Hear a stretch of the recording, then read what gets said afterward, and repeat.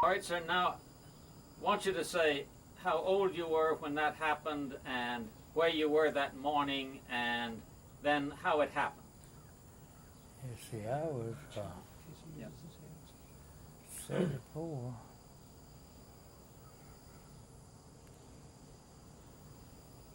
I was about 34 years old. That's right. I was 34 years old when that happened.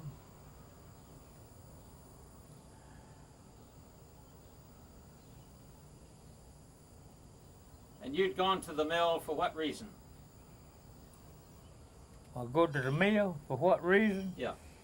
They sent word to everybody to come over and the more it didn't belong to the union was union, why they'd start the mill back up. But they started shooting and killed all of them and it didn't start up for 2 weeks. They buried all them people over under an oak tree, preached a funeral over under an oak tree. They didn't take them to the churches, they tore all the churches up. Took them a long time to get over that. Some people ain't over it till yet. Could you tell us about the funeral? Because it was a great big funeral. Yeah, I guess there's 5,000 people over at that funeral. See, it was had 6 corpses sitting over under a tent in a tree. They preached the funeral over there and then took and buried them. Now, the people came from all over the country for that funeral. Yeah, they come from different places all the way around, 30, 40 miles from here to that funeral. Were you over there? Yeah. Yes, I was over there. I took a man's hat off his head, laying on the ground, and fanned him till he died, till the breath left him. But I ain't got no more to say into it. I've been trying to forget about all of that. And it's just bringing it all back up. All right, sir, could you tell us a little more about the funeral? That's about all I know about that funeral. They didn't have it in no churches. They had it over under them big trees. Why did they do that? I don't know. Devil in them, I reckon.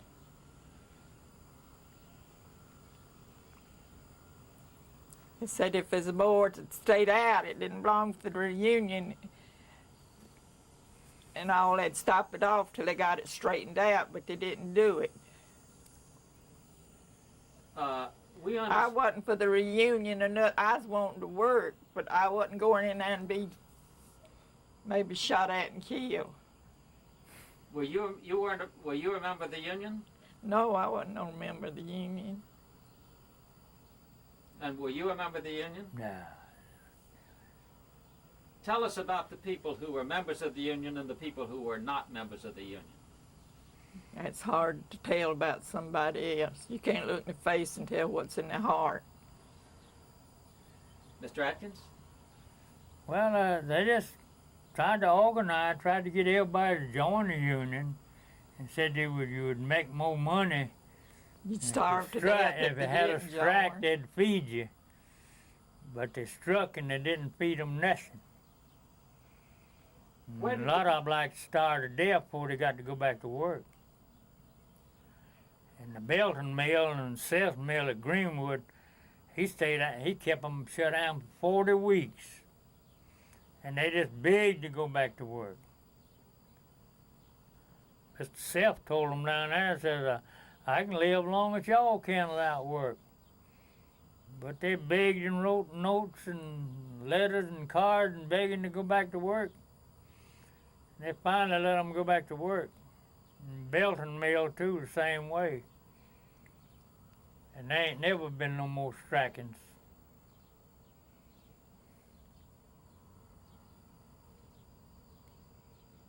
They come back over there at Jacola 2-3 years after that, tried to get people to hand them cards, you know, and they just walk by them like and pay them a bit of attention. They couldn't do nothing with them. They done had fed up with that union.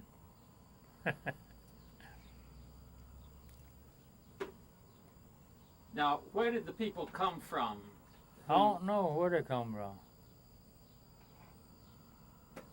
Now, the people who were killed, where did they come from? They just lived here in Honeypave in the mill village.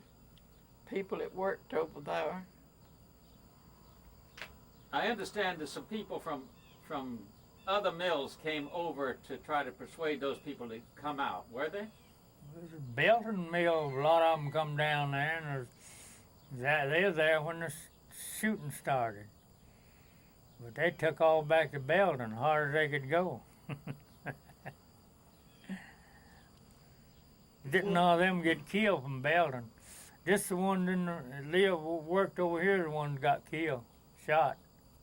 Did they give the people any warning about the shooting? Did they warn them off before they started No, shooting? they didn't warn them nothing. They just all gathered around over there and walking around there, and then they started shooting in the mill, out the mill window. Then did you know any of the people who had guns? Yeah, I know nearly every one of them that shot people. Well, I just keep my mouth shut. It's gone, done and gone now. I wouldn't tell nobody that I seen with a gun. I don't think you have to name them.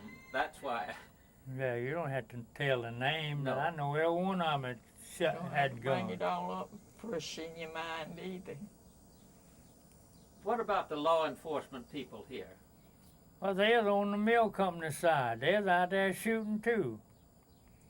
Could you say the law enforcement people and then say that again? The law, they're out there shooting. Big Charles Smith, ETK, they're out there on the ground shooting people. Could you say that again, the law enforcement people, okay? Yeah, the law enforcement people, they was in on it shooting. The mayor told them all, shoot to kill. Now, who was the mayor? Dan Beecham, And he was also, could you say that the mayor... he's super of the mill and the mayor of the town too.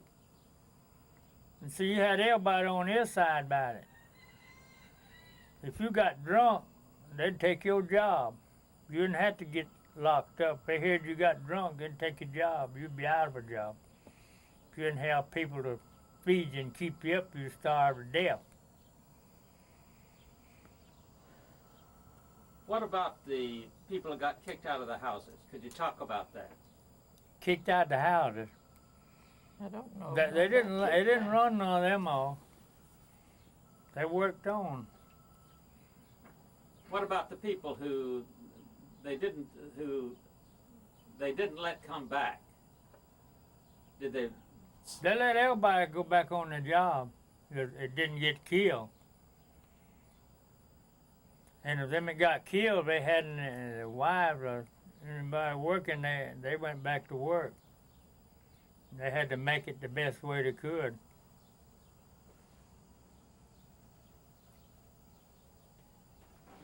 Now, since then, what's happened to the mill here? What happened to the mill? They just went back to work and worked like they were before it ever happened. Let me ask you something that's maybe more pleasant to talk about. Do you talk about Roosevelt? President Roosevelt. Well, I was working over there 11 hours a day when Roosevelt was elected, and this policy was to work 8 hours a day, pass an 8-hour law. And if you're making $11, $12 a week, and they cut you down to 40 hours, and you make $12 for 40 hours. But I didn't believe that till it happened.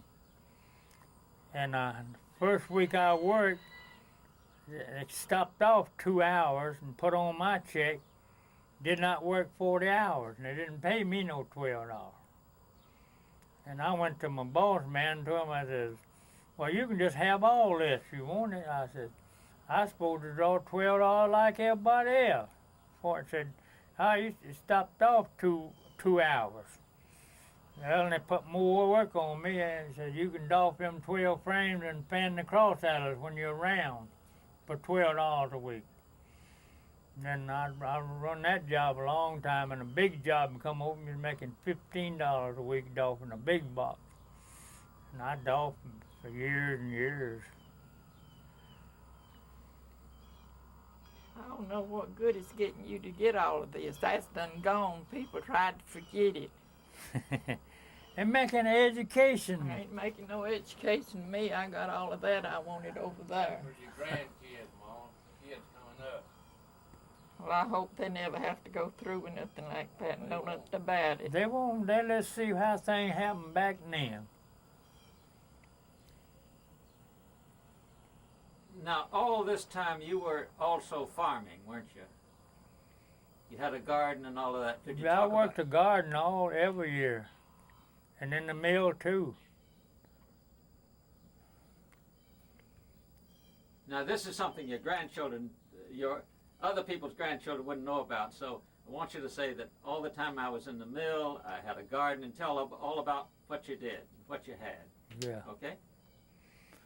I worked in the mill and worked the garden and sold vegetables and taters and things like that, and saved up some money and bought this place here. We did, and paid half of it down. And I sold a lot off of it here. I had a lot up here and sold it, put it on. The first year we had it paid for. And I have sold high as $1,700 worth of vegetables here a year. I'd raise a lot of iced taters and sweet taters and butter beans and peas and stuff. As you get started at it, people come at them. You don't have to get out and peddle it much. They here tell you go together and they'll come and get it. Build your trade up, see?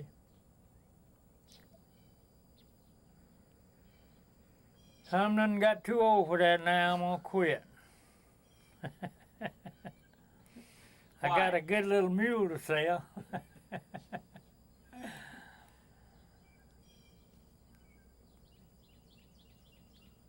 Okay? I think that does it, Jamie. Yeah, let's just get some room. Okay. Put that on there. He says that every year. Do what? You ought to put down on there. You say that every year, you're gonna quit.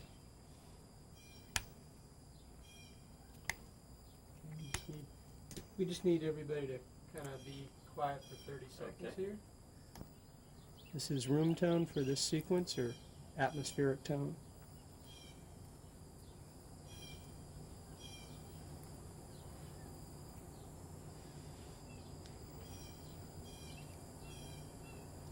How come y'all to know about us over here?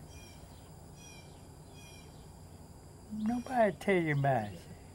Okay. Jim DePlacy over at the Anniston told us about. Greenville told us about you, and I came by. Told you about us? That's right. Yeah. What was the name? I don't know about in Greenville. Jim.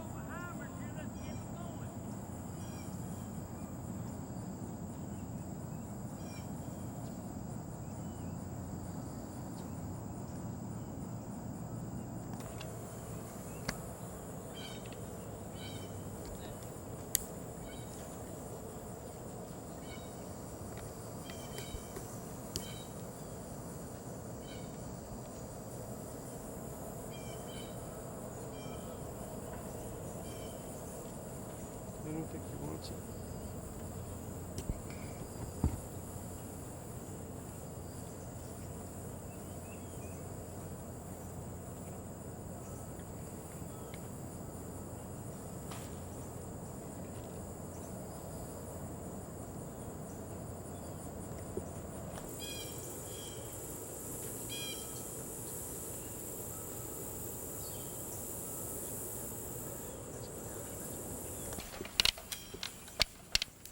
For the insurance company if you don't make it.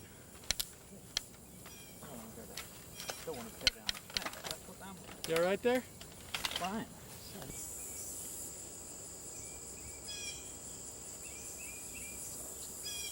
I don't know. I'm getting it through the bushes.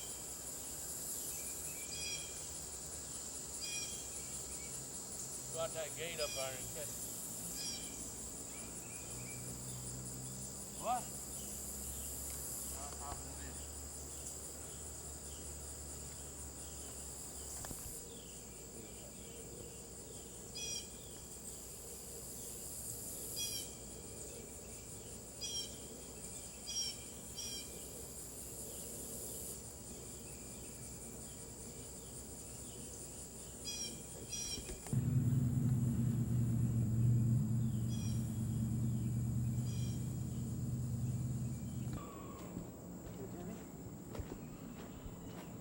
fire, she won't come up here.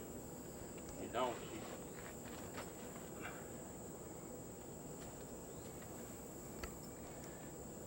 Got mule sense, I reckon. How long have you had the mule? I had them for 2 years. I've had them all my life back.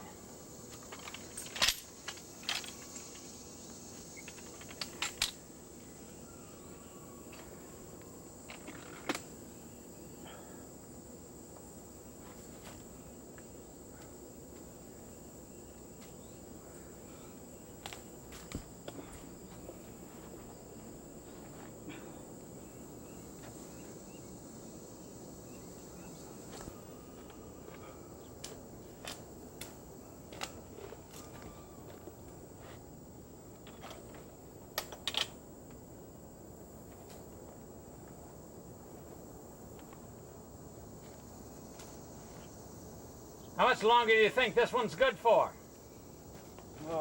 She's good for a long time, according to how you take care of them. Just gardening with her, she lived as long as she could eat good. How long do you plan to keep her? I'm gonna sell her this time. I'm gonna quit. I got cancer of the glands. I might quit work. I took 38 of them radiation treatments. I ain't no better now than I was before I took them.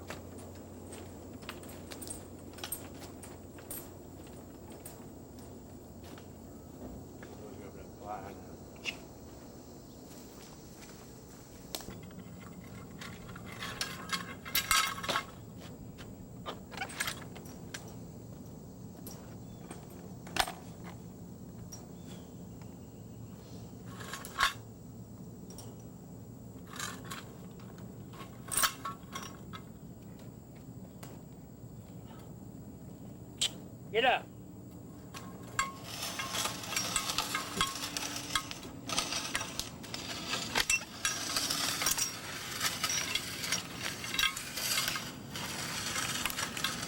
Get up, Tina.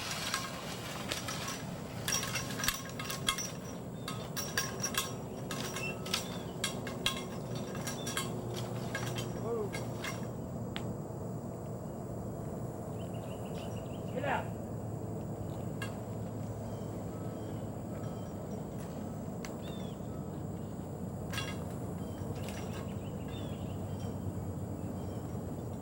Yeah, man.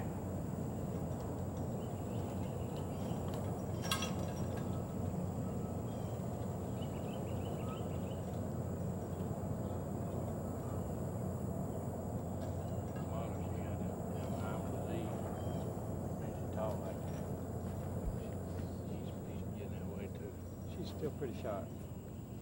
I tell her. She remember old stuff.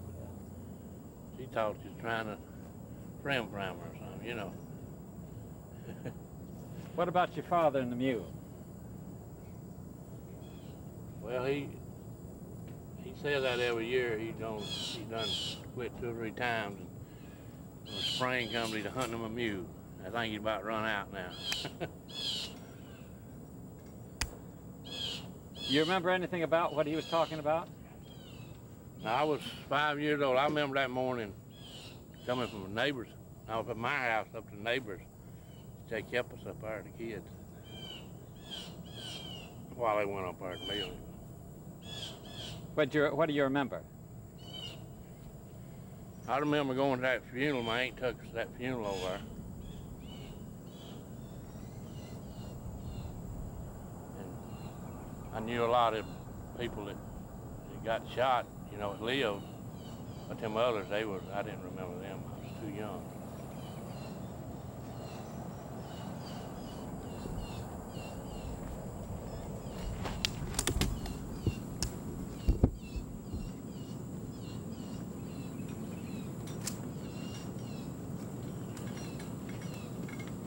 Whoa. Come here.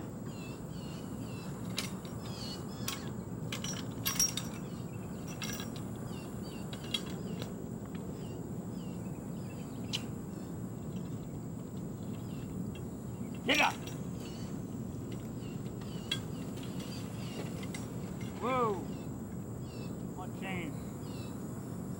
Hey, I think we're finished. Huh? We got enough. I want to take that sweep off it. I want to hang.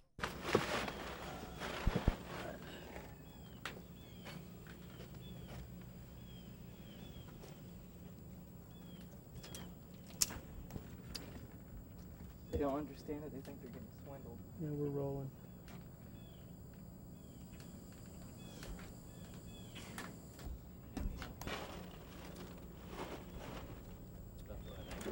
Yep.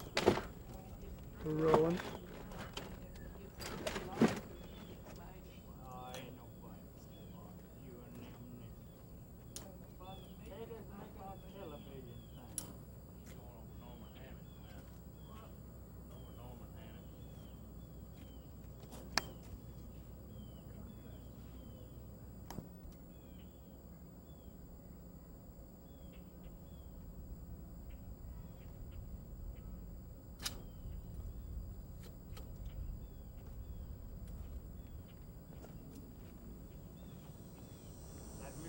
Standing down there? About close shot. Can fight in that. Yeah.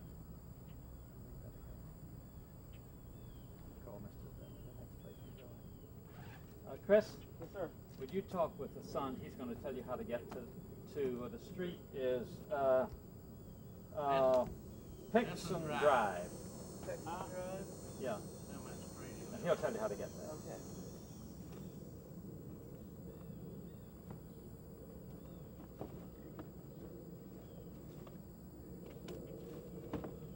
Failed to get releases from Judy. Damn it.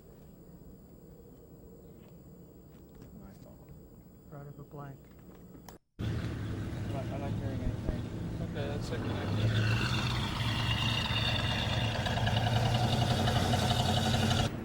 Rolling. All right, sir. I'm Norman Hammett from Honey Pass, South Carolina, standing in front of Chicola Mill, and standing in the same spot I was standing in on September the 6th in 1934. I was 12 years old at the time, on my way to school. At the time this strike took place, as you will see behind me, the people from the Union came up going toward the mill, and they were singing, "I shall not be moved," carrying their Union banners and the American flag. When they reached where the door is that you can see at Chicola Mill today, they began to shoot. At that time, I thought it was firecrackers going off, and knowing no better, as being a child, only 12 years old, I stood there till all the action was over with and the people dispersed. And a man, if you will, to my right, there was a community house there, and there was a Mr. Lev Young that had been jabbed with an ice pick, came up right behind where will be in front of where I'm standing now, but he lives in the two-story house right here, as you can see to the right. And at that time, there were 6 people killed immediately, but one died on the way to the hospital, and that made a total of 7 people killed at this strike. Could you tell us what you saw as a boy of 12? Well, as a boy of 12, I saw hundreds of people. They came from Belden and Ware Shoals and Hodges. But when the shooting started, they all dispersed. And as you can see, from right here, you cannot see where the people were killed, because the people were killed on the lower end of the plant. And there was a total of 7 people killed, plus all the others that was wounded. Now, tell us some of the people who are inside and some of the people who are outside. The people that's on the inside, I do not know, because they were placed in there during the night. And the people on the outside, I was not old enough and familiar enough with them to know who they were. You know where they got the guns? No, I do not, because today you can have a gun or own a gun. That's the way it was back then. They all owned rifles, they owned shotguns, and pistols. And as I said, I did not know who did the shooting. You could not see who was being shot at from this point. Could you take us where we could see it? I certainly can. Okay, let's go. Okay. Just keep going, moving. We'll move we can't go. We can't go by walking. Okay, then tell us about the house you went down to here. I left this point here, Well, the little second White House on the right. A friend of mine by the name of James Kerr lived there, and he says, come on inside, there's somebody being killed down at the mill. And there was a lady that lived across the street, immediately that fell over and fainted and passed away. So it was a dark, dreary day in Honey Path at that time because it was like the war between the states. It separated sisters from sisters, it separated brothers from brothers, and fathers from sons. In other words, it separated the town, and I don't really think it will ever be back like it was. Now, what was your family in the mill? Tell us about that. Well, my daddy, he was what you call a second hand. And he was at there that morning, but as I said, see, we went on to school. At that time, it was on Thursday morning, and we went on to school, and so we didn't really know what took place. Now, had you heard any talk about all of this strike and so forth before that day? Certainly have. We certainly have. They were people that, the union people would stop people going to work right down there at the bottom of those hills, and they was also stopped at other points trying to get them to convert over to the union. But you got to take in consideration in 1934, people, well, they were hungry, they wanted to work. We were coming out of the Depression. Roosevelt just going in office in 1932, and the WPA coming along and all that.